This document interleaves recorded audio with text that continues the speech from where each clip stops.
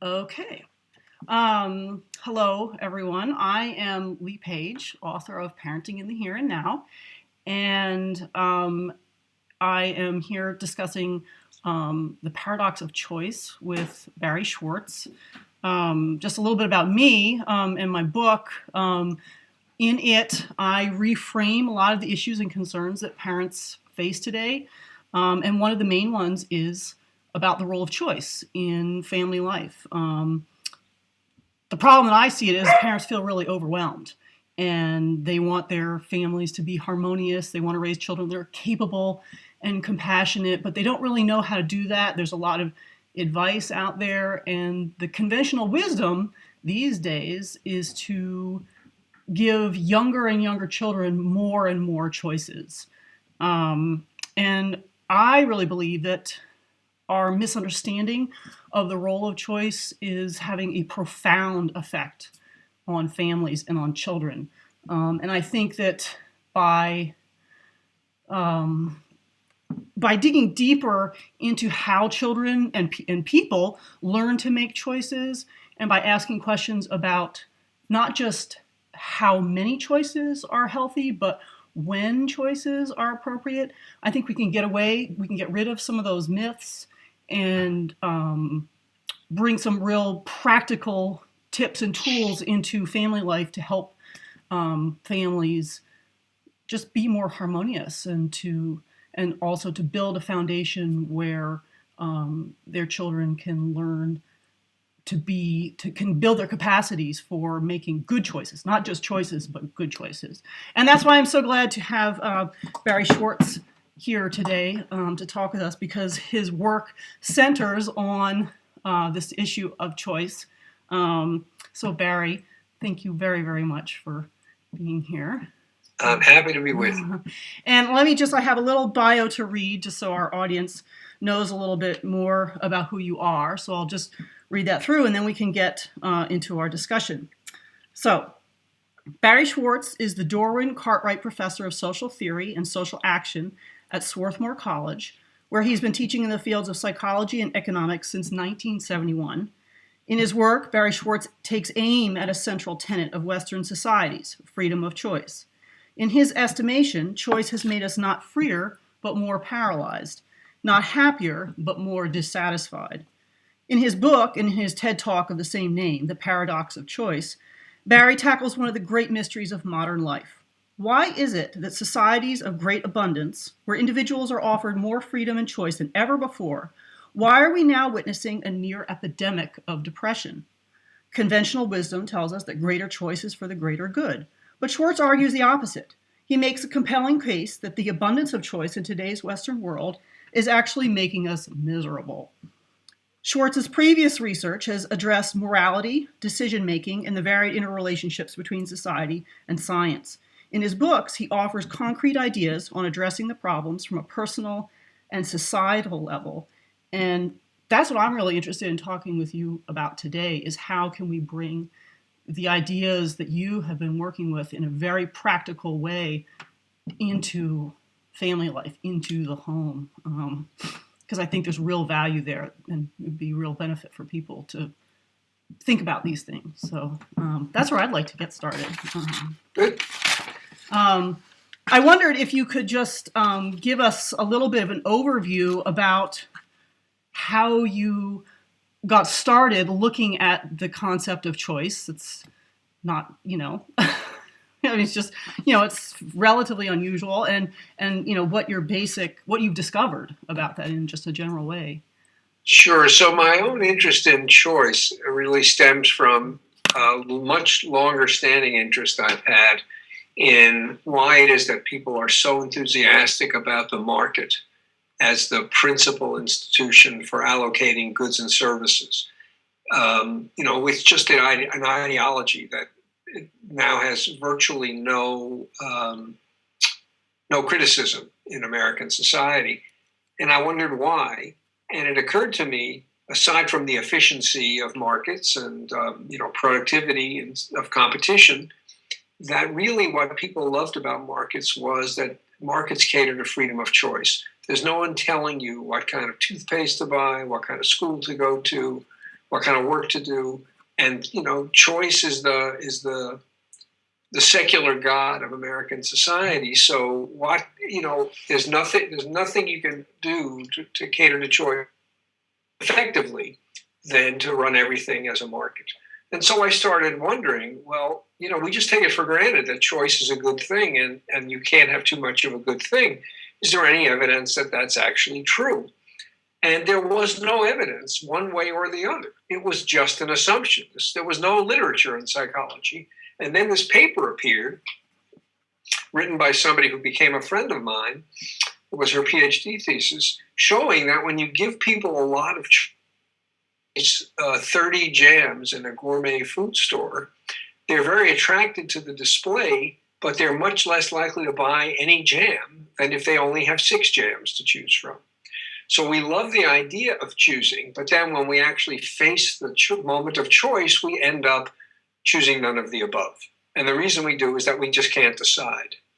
Sheena Iyengar is her name, and she did a bunch of studies showing the same thing is true with 401ks. When you give employees lots of different funds to choose from instead of a few, they're less likely to choose any. They just keep putting it off and off. So what that suggests is that at least some of the time, too much choice, whatever that means, can be paralyzing rather than liberating. And if that's true, then what, to my mind, is the principal justification of the market loses a lot of its oomph, because catering to freedom is not always good. And it's not only that people are paralyzed. When they choose from large choice sets, they're more likely to make bad decisions, especially if they're complicated. And even if they make good decisions, they're less likely to be satisfied with them, because it's so easy to imagine that one of the other ones would have turned out better. So I got really interested in this constellation of things. With some colleagues, I did some work showing that the problem of too much choice is especially acute for people who are out to get the very best. We call them maximizers, people who are satisfied with good enough. They can have high standards, but still all they want is a good enough restaurant and a good enough cereal for breakfast. Then the large choice sets are not such a problem, because you examine the options one at a time, and as soon as you find one that meets your standards, you choose it. End of story. You don't worry about what you haven't even investigated. But if you're out to find the best, then you need to look at every option. And then you're just completely paralyzed. So that was what my work was. I wrote a book about it. Most of the stuff in the book is other people's work. I've only done a little bit of my own research. And there's some dispute about how general the too much choice effect is. It doesn't happen all the time. It doesn't happen with every person. But there's no question that it happens. And when it happens, you get paralysis, you get dissatisfaction with even good decisions. And one of the things I suggest is that you can get people who are so anxious about what path they're supposed to take in life that even though they are, in the history of the world, they don't act like they are. I teach the best students there are at Swarthmore College, and this is a great time to be a student. And half of them, at least, are just, especially when they get to be seniors, you just don't want to ask them what they're going to do when they graduate, because they don't have a clue and they don't have any idea how they're going to get a clue. So it's a very, very stressful circumstance to be in. And as you pointed out in the intro, the epidemic of depression, I think, may be partly attributable to living in a world where there are no limits and there are no constraints. And I should also emphasize, this is a problem for rich people. Poor people have constraints because they have a budget. And all of a sudden, lots of choices that the affluent might contemplate aren't on the table for them. I don't want to say it's a blessing to be poor. It's not. But this is a problem, we should be clear. This is a problem that affluent people in developed industrial societies face. It's a problem that most of the rest of the world wishes it had. Right. Then we're not talking. So that's my history. Yeah. Well, what I find really interesting is that when you talk about how you felt like the issue of markets was just unexamined, just accepted as is, and nobody had questioned it. And I basically have noticed the same thing with regard to children. And when I talk about children, I'm talking about young children up to age 6 or 7. That it is pretty standard. I would call it dogma at this point, that the answer to virtually any problem is to give the small child a choice. And it's ubiquitous. I mean, if you read any article in the Huffington Post, the Washington Post, New York Times, inside all of their little to-dos and advice, bits of advice is always, oh, and by the way, make sure to give your child choices. But I'm not sure anybody's really, like in your examples, if anybody's really actually thought about this, because I had, you can watch the same thing happening with children as you watch, a shopper with 30 jars of jam. And actually what made me start to consider this as a question even, because I assumed it was true because everybody told me it was true, but I had friends who had had children before me, and they had a young child, and they sat down for breakfast and gave him his plate of pancakes, and he said, I don't want pancakes.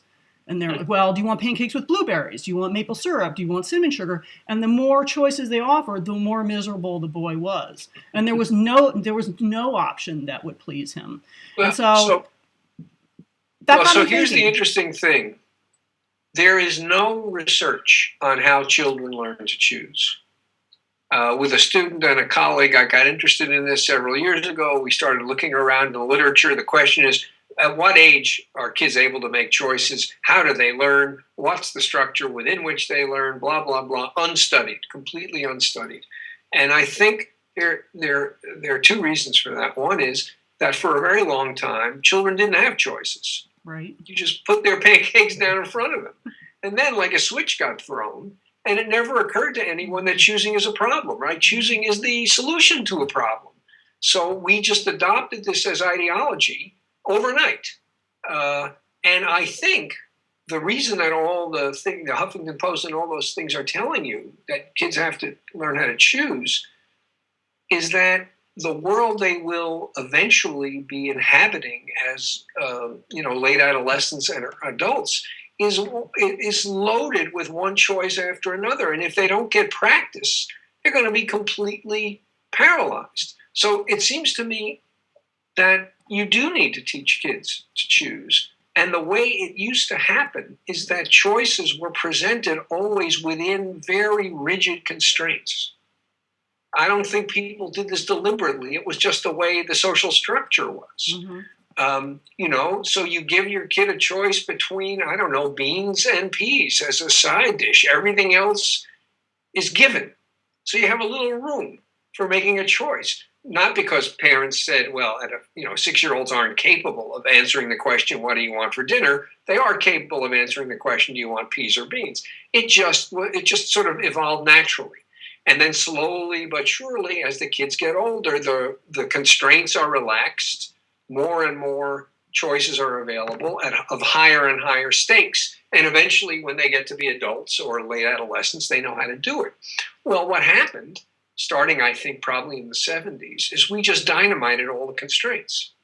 And now, all of a sudden, you got to figure out, are you going to constrain your kids' choices? If so, in what way? It was never a problem, because we inherited these constraints and we lived them and we passed them on to our kids. And then, the dynamite happened, the 60s happened, the complete social transformation happened. And now here you are operating in an ocean of unstructured opportunity. And you're damn right you kids have to learn how to choose, because that's what their life's going to be like. When I went to school, we had no electives. It wasn't a great school. Some schools had a few electives. We had none. So what you took was handed to you. No choice. In junior high school, no electives. Your schedule varied from one kid to another, but what you took was completely specified. We had a couple of elective opportunities in high school. That's not the kids I teach don't have anything remotely like that experience. They've got they have to decide whether to start taking AP math in the 8th grade or not, and which social studies to take. I look at these kids' high school transcripts, and they look like they spent the last 3 years in college. Right. So we're giving them an enormous amount of choice at a point when they are completely incapable of making sensible choices for good reasons. I think even in college, kids have way too much choice, and certainly to give them that in high school is a catastrophe. So, I think people have wised up to the need that their children will face to make choices, because that's the world they're going to go into, and then just swallowed as a kind of ideological belief that the way you learn how to make choices is by making them. Right. And unguided, unstructured, anything. Exactly. And, you get better with practice. You make a choice, it has a bad result, you get better the next time, and so on. Right. So I just think it's completely based on no evidence, this switch in ideology, and it's almost certainly terrible advice. We really need to know how how the ability to choose develops in children, and what kind of a structured environment is necessary for choices to develop well. And we don't know. Yeah. Well, one of the things I talk about is that exactly what you're talking about, which is this explosion of choice and an overwhelming amount of choice being sort of handed off to younger and younger children. And that, in my observation, I'm obviously not a psychologist or doing, scientific survey. I'm just observing. But is that that it's really affecting the social fabric of the family when young children are given just this overload of choices, and that we really want to consider. And I agree with you that children are going to be faced with more choices as they get older, because we are freer, and that's a good thing. But that we're hurrying them. We're asking too much of them too soon, and not laying the foundation brick by brick by brick.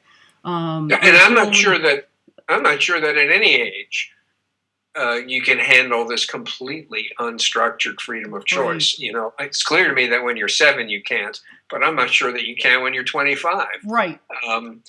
Choice within constraint is liberating. Choice with no constraint is paralyzing.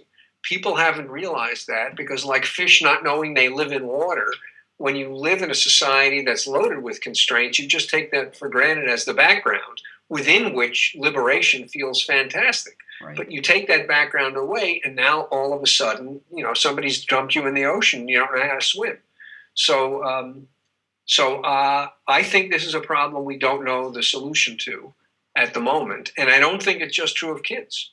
There's a point I make in my book. For most of our evolutionary history, almost all of it, people never said no to anything good. You live in an environment where the sources of food are unpredictable, so you say yes and yes, and you eat too much. And then, you go without food for several days. Mm-hmm. So the idea that there'd be an attractive opportunity that you would say no to is just completely foreign to our evolutionary past. Now you bring your 4-year-old into the bank, to the extent that people ever go into the bank anymore, and the bank teller says, "Would you like a lollipop? Would you like a red one or a green one?" And all the kid's thinking is, well, why can't I have both? Because the kid has this, sort of evolutionary brain that says you say yes to every good thing. So, this is the first time the child is confronted with an insoluble problem. How do you say no to something that you want? And you don't just snap your fingers and learn how to do it. It takes some nurturing by parents. Yeah. And the nurturing, I think a lot of the time parents are saved from their worst excesses by practicality. So a mom or dad asks the kid at breakfast, "What would you like for lunch?" And this becomes an hour-long conversation. Well, life has to go on. You have errands to run. So the next time it's, "Would you like peanut butter and jelly or tuna fish for lunch?" And that reduces the deliberation. Mm-hmm, mm-hmm. But it still may be too much. The next time it's, "Eat your peanut butter sandwich and then we'll go and take care of the errands." Well, I want to ask you something about that, because you also talk about in your book, The Paradox of Choice, the difference between a chooser and a picker. Yep. And it seems to me, well, I'll just throw out my observation and my thoughts on this, and then you can go to town with, whatever. My observation is that when you throw even the peanut butter and jelly versus tuna fish question at a child, you're asking them, and in fact, I think you even wrote, yes, the process, of decision making begins with a question: what do I want? And in my estimation, I think we need to think really carefully about when that is a good question for children to be thinking about. Because you talk about being a chooser and you have a list of steps that it takes to become, a chooser presumably is making a good choice. You have to figure out your goal, evaluate the importance of the goal, array the options, evaluate how likely each option is to meet your goals, pick the winning option, and later use the consequences of your choice to modify your goals and the way you evaluate future possibilities. So making a choice, a good choice, is fairly complex.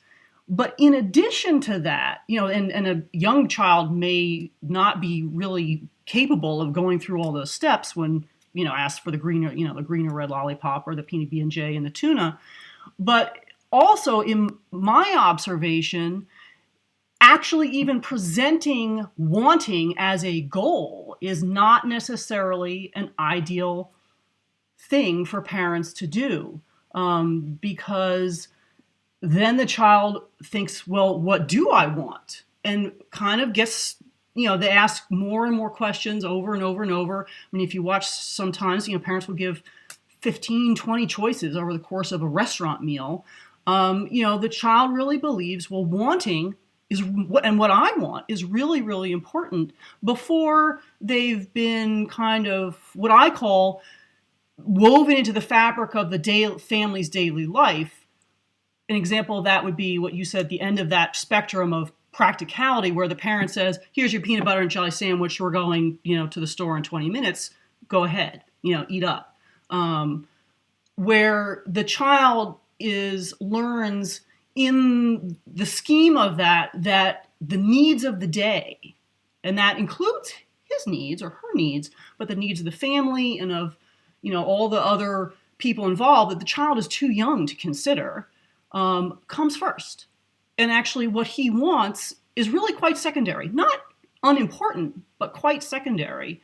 And that children that are constantly offered, what do you want, what do you want, what do you want, then are really unhappy when they don't, when they can't get what they want, or are less able to sort of discern the difference between need and want. And from what you described as a picker versus a chooser, I think by offering choice too early, we're actually training our children to be what I think you're calling a picker and not a chooser. And so, I don't know if you can. Well, I have a couple of thoughts. What I was meaning to convey with the distinction between picker and chooser is sort of passivity versus activity. Okay. When the number of options that confront you are limitless and the number of choices you have to make are limitless, you don't have the time or cognitive resources to ask yourself the question, what do I want? And so what you're basically doing is, the world comes by in a conveyor belt and you go, yes, yes, no, no, yes, no, yes. So you're never interrogating yourself about what's important and why. Right. And so you become merely a picker, which means that what you will end up with depends on what the world offers you. The chooser can say no to all the things that the world is offering by saying, well, no, I want this. And the world isn't offering me this. How do I create this thing for myself? Mm-hmm. So that was what I had in mind. You produce a kind of passive receptivity to whatever the cafeteria offers you. But the point you make about deciding, figuring out what I want, and then going and getting it, which I say is where good choices begin, I think you're quite right that young children need to embed that question in a larger context because it isn't always about you. And we know that young kids are incredibly egocentric. So it's not trivial to get them to appreciate that there are other things going on in the world aside from their current immediate desires. So I agree with you. But I think this is a dance that has to be done between parent and child. There are some kids who are so passive and so willing to accept what the world offers that it seems to me if you're a parent of a kid like that, you really do want to push a little bit for the kid to identify an I who has goals, aims, and aspirations. So you want to push the kid to be a chooser. But then there are kids who are already sort of that way, and then you want to try to hem them in. So my sense is that you need what Aristotle called the mean. You need people who care about what they want, but not to the exclusion of everything else. And what that means as a parent is it sort of depends on what your child's natural inclinations are. I also think that when you give kids lots of choices, one of the consequences is that they now expect the things they get to meet certain standards. If lunch is just lunch, I don't think kids say, yuck. Right. If they're hungry, they eat. And if they're not, they don't. It's when there are options that all of a sudden the gourmet discerning palate comes into being and kids reject everything. So there's a sense in which the mere creation of choices for kids encourages them to ask, what do I want and will this satisfy me, across the board. And sometimes that's a good thing, but often, it's not a good thing. It's not a good thing for kids to care so much what they have for lunch. It might be a good thing, although I'm not sure, for kids to care what summer camp they go to. I think maybe parents would be better off just signing them up for a sports camp this week and an arts and crafts camp that week and just telling them what they're getting and then watching how they behave, what seems to excite them and stimulate them, and then tailoring what's available to them in future years based on how they respond to what you subjected them to in this year. But again, I think it really depends on the child. Sometimes you need to force kids to be more assertive of their own needs and desires. Mostly not. Mostly kids are pretty good at that, but sometimes you really do need to encourage it. Well, it's so counterintuitive, it seems. It seems like on the face of it, it just seems so obvious that more is better, Yeah. And it's really hard to rein it in. And it's hard to do, for example, what you said about just picking out the camp and then, seeing how it goes and making a choice about the parent actually making a choice based on that. And that's something I talk about, which is a much slower and more gradual handing over of the reins by the parent, where the parent models for a much longer time what good choices are, making good choices, narrowing the field of choices, picking the right one, evaluating and sort of, it's like an apprenticeship for the child. And, an apprentice doesn't start out painting the main scenery. The apprentice starts out sweeping the floor. And watching, the master painter do his work. And then, they start out around the edges, they mix the paint and they paint the background. And, you gradually work up and get that practice in a very active way by basically having the parent be the chooser. A more time than I think we are accustomed and have been told and taught to be. But there's also a lesson here for adults, and I think it's only more true of kids.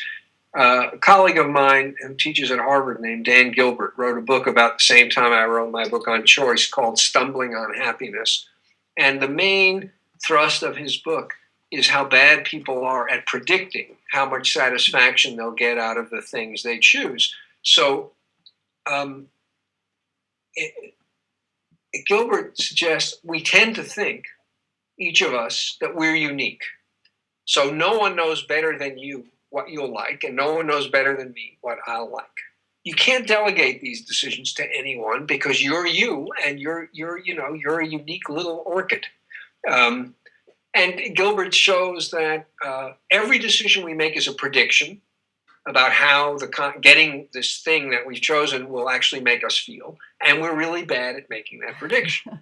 So what's the alternative? Well, the alternative, he says, is instead of, what do? We simulate. How will it feel to eat this dish? How will it feel to go on this vacation? We imagine it, and we imagine it badly. There's an alternative, and that is what he calls surrogation. Instead of you trying to imagine what it will feel like to be in the Bahamas, ask someone who went to the Bahamas 2 months ago. You give up on the notion that you're unique. You're using experience as a surrogate for what your experience will be. And the result is more accurate decisions because we are much less unique than we think we are. We're really mostly like other people. So it seems to me this is true of adults who have had a lot more experience making bad decisions and learning from their mistakes. It's true of adults. It's even more true of kids. And so modeling decision making, deciding for your kid based on your own experience or based on the experience you've had raising your kid's older siblings, all of this seems to me to be a blessing.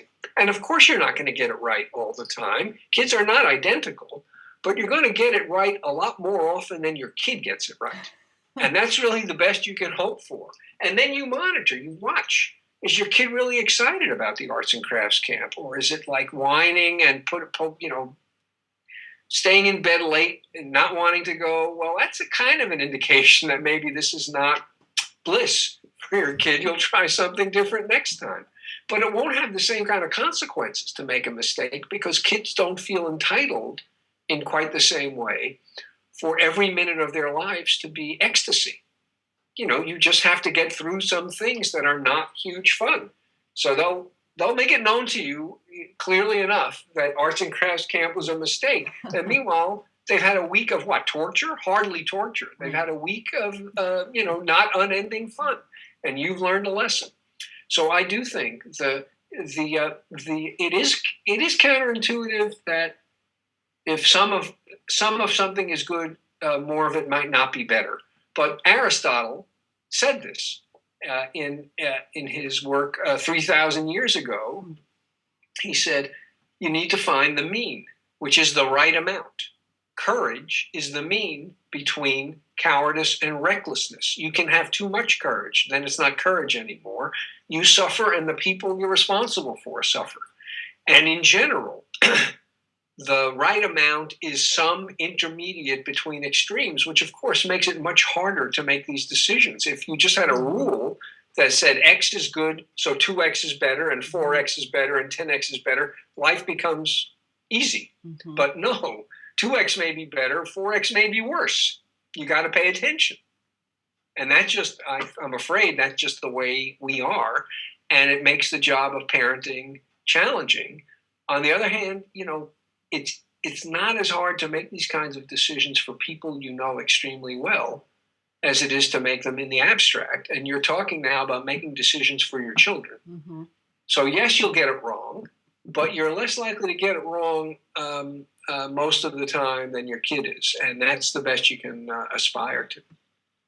Well, I was going to ask you, just to sort of close out our conversation, about what, parents could take with them from this conversation, just as a practical matter. And I think you just laid that all out. I mean, I remember in your Paradox of Choice, your book, you had a list in the back of all sorts of, practical steps just adults, you weren't talking about children, just adults in general can do to make their lives a little easier. And the one that I remember most and that I jotted down was one of the primary tools was to choose when to choose. Yeah. And it sounds to me like parents could very well benefit from thinking much more about choosing when their children choose. And being much more conscious about that and not just following this sort of blanket, when in doubt, give them a choice. But really think about that's the key. that. There's a cartoon at the end of my book that I took from the New Yorker magazine. It shows a parent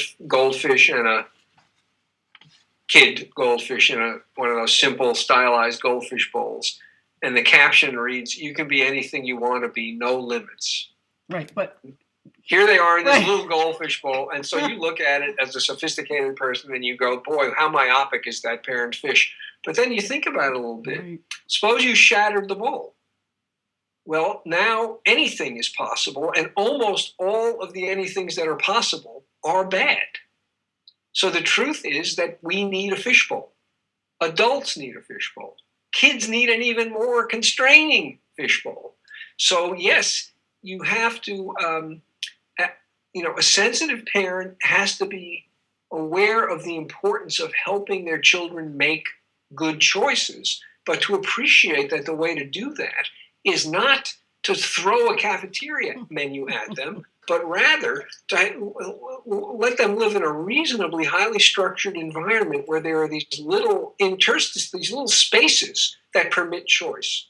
And gradually, as your kid shows that he or she can handle this relatively stripped down kind of choice, you expand the fishbowl a little bit. You expand it a little bit more. You expand it a little bit more. I think parents have to be deliberate and self-conscious about it, instead of either assuming what was good for me is going to be good for my kid, or assuming throw the whole world open to the kid and you just stand there to catch him in case something really catastrophic happens.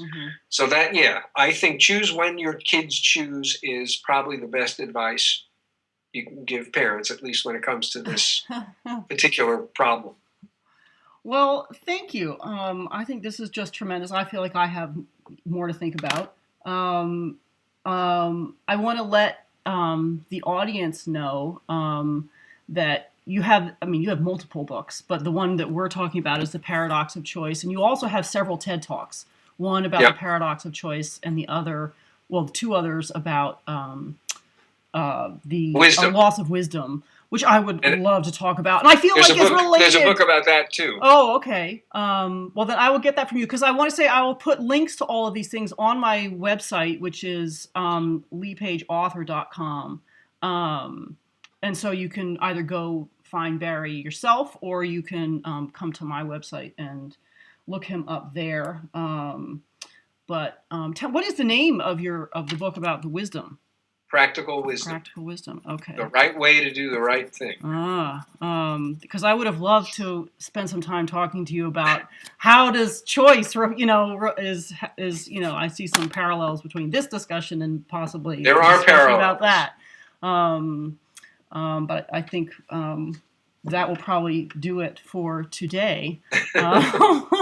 So thank you so much, Barry, for my pleasure, and I wish you the best with your book. Oh, thank you. All right. Take care. Take care. Bye. Bye.